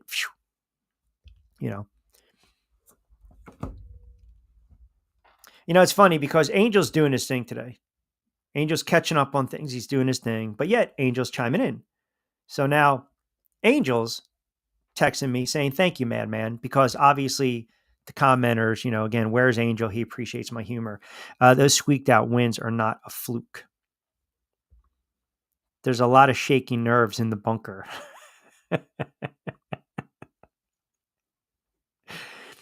Oh man, if the Eagles lose on Sunday, oh my God, I'm going to be so giddy. Did that job fire that idiot, by the way? Let me see. The fan, Ryan Caldwell. The management at BCT Partners has been made aware of the video circulating involving an employee making offensive remarks outside of the workplace. BCT Partners denounce this type of behavior. We take this matter extremely seriously as an organization that has always stood for inclusivity. The conduct displayed was completely unacceptable and stands in direct opposition to our company values. Go ahead, BCT.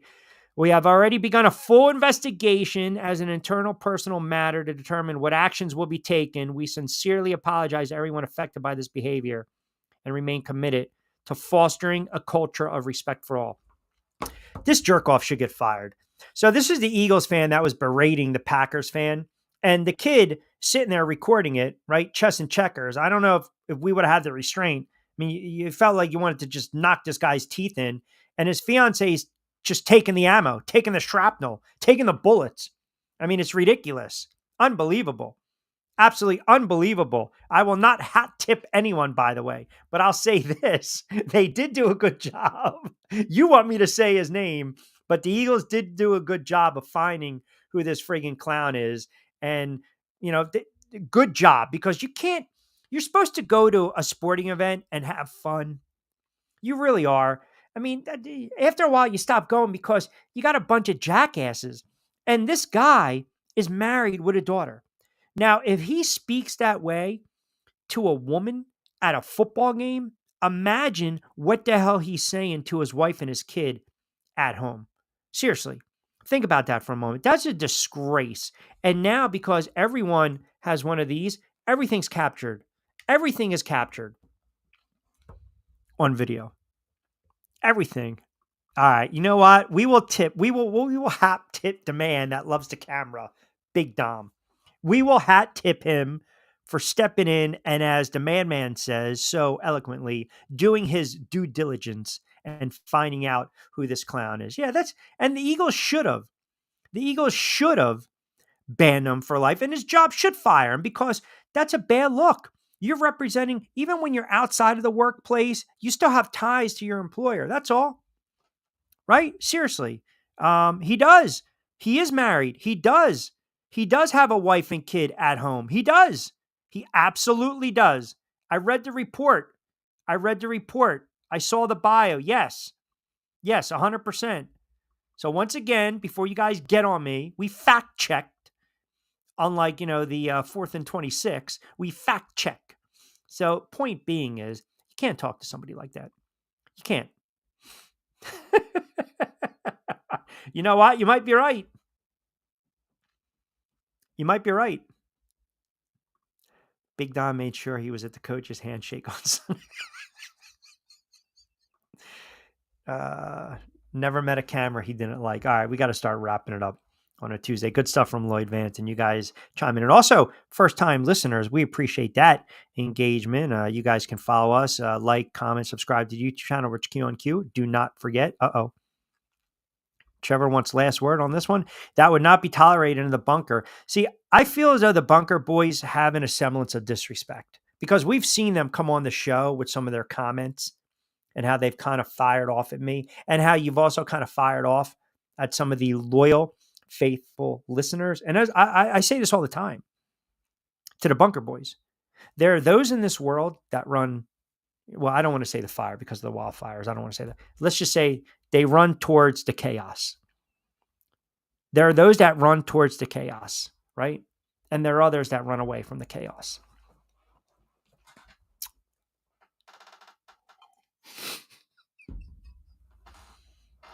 I'm just going to leave it at that on Tuesday. Somewhere high above the mountains, phones are sitting on airplane mode. Reception is not good. And there are others on the ground, boots to the ground, who run. Madman strikes me as a guy that runs towards the chaos.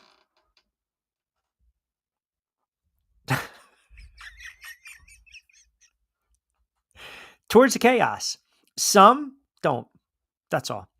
And I'll leave it at that on a Tuesday. All right, busy show tomorrow. A little NBA, a lot of NFL. We're going to start mixing in some college hoops as well. Also, a national championship on Monday, so we'll walk you through that game. We'll get through more of the divisional matchups and the lines, so we'll get your thoughts on that. But as always, we invite you into the conversation, 727-858-6650. As we start wrapping up on a Tuesday, good stuff from Lloyd Vance. Appreciate our good friends over at Play It Again Sports in Mount Laurel and in Deptford, our good friends over at Zen Auto Concepts. And of course, fresh roasted coffee, 20% off. And if you have a cup of coffee, your skin will never crack. That's the thing.